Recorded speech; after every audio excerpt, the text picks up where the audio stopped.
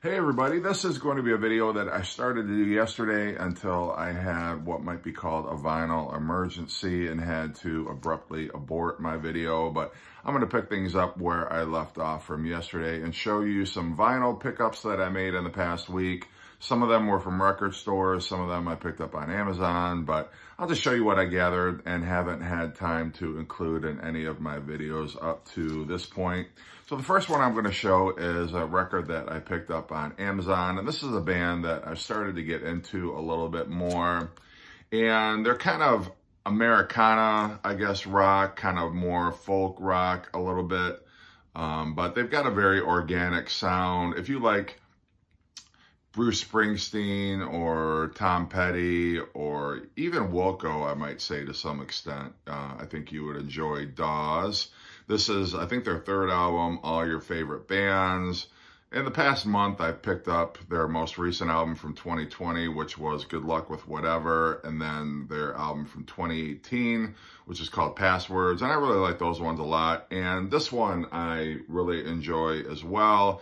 There's one thing that I didn't care too much for about Daws. It feels like they are trying to record too many sing-along anthems as part of their material, rather than just, you know, recording some straightforward songs. But that's okay. I mean, I still enjoy songs off here. I like Things Happen a lot.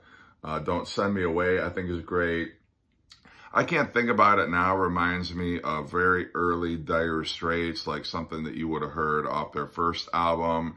You know, Neil Young, they also sound kind of like 70s Neil Young. It's got a very much like Neil Young guitar sound, or a Crazy Horse, also a guitar sound. But yeah, very strong album.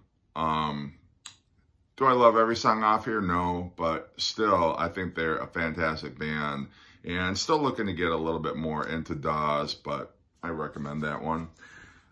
So these next albums I picked up, I went to UHF Records yesterday, and I didn't see enough new stuff to feel like it would warrant a crate digging video, but I did pick some stuff up.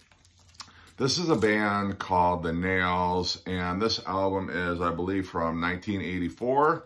And The Nails are a band that my friend Aaron Mutha-Alamere featured on our most recent Thursday night video that we do, where we talked about 80s new wave alternative. And he had shown an album by this band, not this one. This one is called Mood Swing, and I love the cover on here. I think the cover is really cool.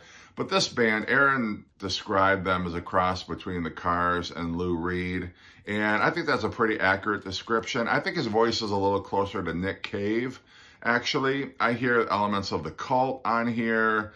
Yeah, definitely, I would say the Cars influence is pretty prevalent. But the songs are all different. Not one song sounds like the last one, which I think is pretty cool on here.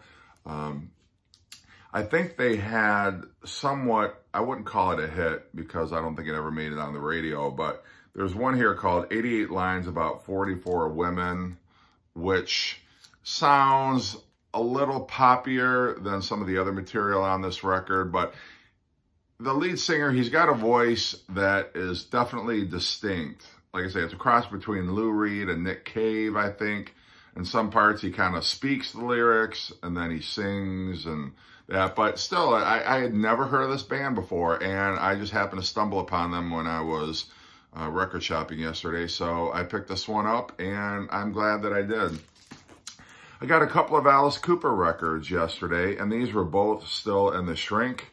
Great condition, which I was very happy about. But this is from Alice Cooper's kind of lost period in the early 80s. This one is Zipper Catches Skin, which is a very cool title and interesting album cover. And this was an Alice Cooper where he's trying to look like Gary Newman, or a new wave, skinny-tied new wave artist. He's got his hair short.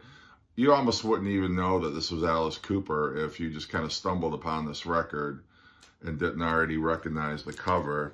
And then Special Forces, also from his kind of lost period. Interesting album cover there. And again, you know, Alice Cooper has never spoken very highly of this period in his career. I don't think the music's bad. You can tell it's Alice Cooper, but he's sort of branching out a little bit, kind of diversifying his sound, trying to, I guess, stay contemporary with some of the new wave sounds that were coming out at the time. But I find them both enjoyable records. Got some more ZZ Top. This is Afterburner, the follow-up to Eliminator, which was the hit album that sort of reestablished them as a rock and roll act in the MTV era. Of course, you've got the iconic red car cover here. This has Sleeping Bag on it, Rough Boy, Velcro Fly, and of course, the ballad Woke Up With Wood. The last album that I picked up this week, and you know, as I bought this, I'm kind of like, why does this exist exactly? Because I feel like it's kind of a stretch in terms of a compilation album, but this is called Pink Floyd, The Later Years. And this basically is material from the 3 albums that they recorded as a trio with David Gilmour, Richard Wright, and Nick Mason after Roger Waters left the band. And the reason I ask why does this exist is because, and I guess I'm not saying that it's not a good album to own. It's just, I don't know. You've got Shine On You Crazy Diamond Parts 1 through 5, which is live at Knebworth 1990, which is, ooh, this has never been available before. You've got Maroon Jam, which was from the Division Bell sessions.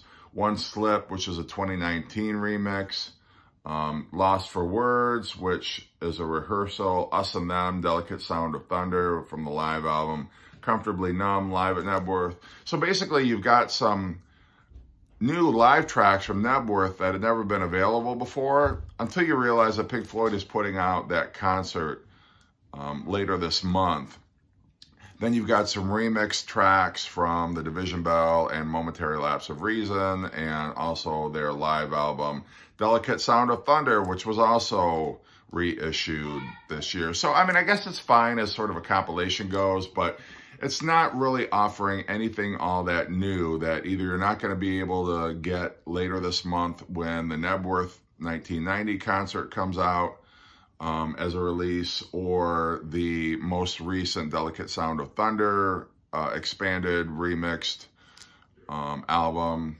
I just wish they would have put a little more rare stuff on here, I suppose. And maybe there's not that much in the vaults from this period. And I really would like to see more from their classic 70s period in terms of a release. You've got the early years that covers up through the Metal album. And then you've got this release, which is the post-Roger Waters, Pink Floyd. But I'm still looking for something. Where are all the rarities, all the rare concert recordings from, you know, the classic Dark Side of the Moon, Wish You Were Here, Animals period? I'm hoping they come out with like the classic years compilations, but we'll see. So it's a great album. I'm not trying to say this is a bad album, but, you know, I really wish that they'd put out something a little more substantial. And there's a deluxe box set for like $300. If you really are into this post-Waters period, I'm not so much, so this compilation is going to do me just fine. But anyway, that's some stuff that I picked up this week. Hope you are doing well. Enjoy your Saturday, and take care.